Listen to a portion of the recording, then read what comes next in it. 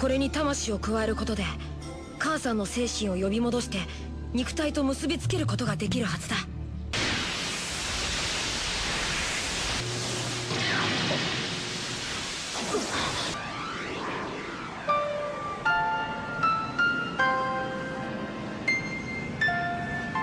あの時は何が起こっているのか理解できなかった。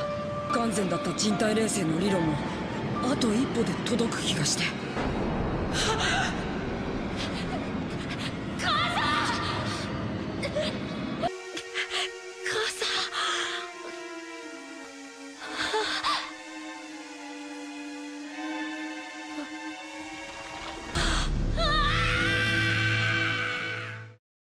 There are craploads of orphans and partial orphans in anime, and I want to start by looking at Ash Ketchum, the protagonist of the hugely successful Pokemon franchise. Ash is another partial orphan who's going off on all these crazy adventures, and the fact that he doesn't have a dad never really seems to bother him, although I haven't watched every episode of Pokemon, I'm sorry. The standard Pokemon games are pretty fun and they're well designed, and Pokemon Pinball is also a good time. And one of my favorite 64 games is Pokemon Snap. Why is this so much fun?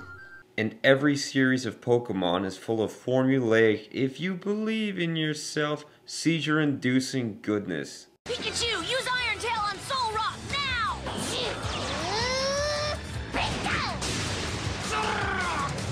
Ash is a pretty bland character, and I always wondered if that picture on his hat was a stapler. But with the number of Pokemon approaching 500, you can see that the Japanese business gurus really did their homework. Anytime sales start dropping, just introduce a new crappy Pokemon character like Seismihorse. Ash and other toy commercial protagonist orphans like Yu-Gi-Oh! Are a throwback to the characters of the 1980s. And remember, the first point of these cartoons is to sell as much crap as possible. Pokemon's slogan, "Gotta catch 'em all," really shows how much they want kids to buy all their crap. And there's so much out there. There's Poke Watches, Poke Darts, Poke Pianos, Poke Christmas cards, Poke Pools, Poke Pez, Poke Plates, Poke Vacuum Cleaners, Poke Thermoses, Poke Sleeping Bags, Poke Slippers, Poke Kites, Poke Cameras, Poke Christmas Ornaments, Poke Pencils, Poke Lanyards, Poke Umbrellas, Poke Plush, Poke Tupperware, Poke Bubble Dispenser, Poke Clothes Hangers, Poke Kleenex Box Holder, Poke Life Raft, Poke Plane, and Poke Porn. Weird. Anyways, like many toy-based cartoon protagonists, Ash is an orphan, and it's never explicitly explained where his father is. Some Poke nerds think that Don Giovanni, the leader of the Poke Mafia, is his father, while others believe it is Professor Oak. They do have a weird relationship. Wow, great! Well done! When you begin to look at orphans in anime as a whole, it becomes apparent that this is more than just bad writing. Miyazaki is full of them, there's so many in Final Fantasy. The kid from Naruto's an orphan, and Cardcaptor Sakura and the character from Bleach are both missing their mothers, whereas Parn from Lotus War is missing his father. In Gundam Wing, Zex Marquise, Trovo Barton, Hiro Yui, and Duo Maxwell are all orphans, and so is Yu-Gi-Oh! 1, 2, and 3, as well as his arch-nemesis Kaiba! In Sailor Moon, Tuxedo Mask is an orphan. Aw, he's so dreamy. And Sailor Mars has a dead mother. But more interestingly, she has a father who ignores her because he's a big fancy career man. I've never been to Japan, but I imagine the average life of a Japanese kid is that your father is the president of some company like the Nakamura Moving Dishwasher Parts program, and that you have to earn his love by becoming the best at something. It can be a random skill, such as eating hot dogs. And I think this plays out in their culture. In our cartoons, it's all about eliminating the evil force in some McCarthy kind of witch hunt, who's the bad guy. But in Japan, your mission is to become the best Bakugan, Cloud Card, Yu-Gi-Oh! Battle Poke Master in the universe. And you're rewarded for your accomplishments with badges of merit. The number of missing anime parents shows that there's a real rift between parents and children in Japanese society. They're too busy at work, probably. And we have had similar instances, like Mr. Banks and Mary Poppins, Captain Von Trapp in The Sound of Music, and Robin Williams' character in Hook. Rufy! Oh! So I think these orphan characters in anime reflect real Japanese kids who have been metaphorically orphaned by work and societal conditions. But I also think all these orphans, in Japanese and Western culture, reflect our need to watch human trauma. In Dragon Ball Z, Goku's an orphan similar to Superman. Krillin, Tien, and Yamcha have no parents, but it's a nice eye scar. Vegeta and Piccolo are on the Revenge for Your Father mission, and Gohan is an orphan at any point when his father dies in the series, which is pretty common. A recurring motif in the series is that a character will become super powerful after someone they love dies. Help me! Krillin, so sorry. I have to be strong. If I can't do this, then Dad, Krillin, everyone, I'm going to lose them all.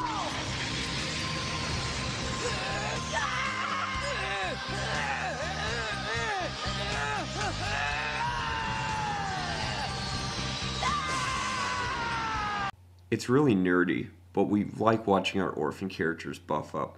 Even if they lose their parents and can't get them back, at least we know they're strong enough to take revenge. And when they're no longer kids, they graduate from orphan trauma school and they start to lose girlfriends. It's really sick. We love watching these images. James Bond, orphan dead girlfriend. Johnny Rico, orphan dead girlfriend. Anakin Skywalker, orphan dead girlfriend. Braveheart, orphan dead girlfriend. Spider-Man, orphan dead girlfriend. Wolverine, orphan dead girlfriend. I could keep going on, but I won't. I guess we like watching orphans get strong and avenging their parents' death because death scares the crap out of us. But powering up and revenge are stupid ideas. Fullmetal Alchemist is an awesome show which turns these ideas on their head. It tells the story of two young boys, Ed and Al. They have one of these anime fathers who just kind of forgets that he has kids, but they live in a sort of ideal world with their mom. But when she dies, they use alchemy, which is a form of magic, to try to bring her back to life. And this goes horribly wrong. ごめんな、あれ。兄さん、何が起こったの？僕、それにその腕。右手一本じゃそこらにあった鎧にお前の魂を定着させることしかできなかったよ。兄さん、それで母さんは人じゃなかった。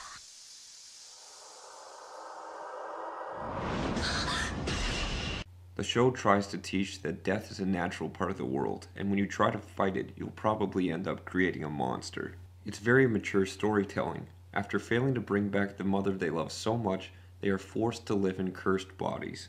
The series follows their deep brotherly love as they try to restore each other's bodies, and along the way they meet other orphans like Winry, the Tringham brothers, Nina, Rosie, and Scar. Aw, he's so awesome. You want to call Scar a bad guy, but he fights for the people of Ishbal, a racially and religiously oppressed people, adding another level of complexity to the series. He also becomes something of a father figure for Rick and Rio, two orphans from Ishbal. Fullmetal Alchemist is also one of many animes which uses orphans as a way of protesting another human problem. Leave me alone!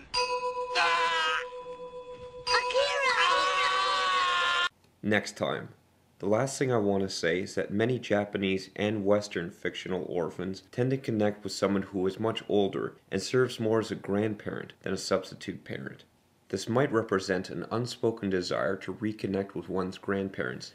Old people have been pushed away from the family in a pretty big way, and they certainly play less of a role in a child's development stage than they did in the past. And when you're discussing real orphans, anyone who can give them love and guidance is a better alternative than them being raised on the street.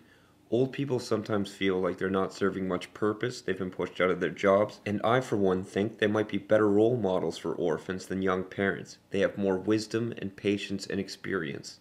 I think it's a natural fit. Like in the competitive Japanese environment, let the mom and dad go out and work, and maybe the grandparents can stay home with the kids. I don't know, maybe it's not a perfect idea, I think it's worth exploring. Wouldn't you feel more comfortable if Clint Eastwood was hanging around a lot more? Get up.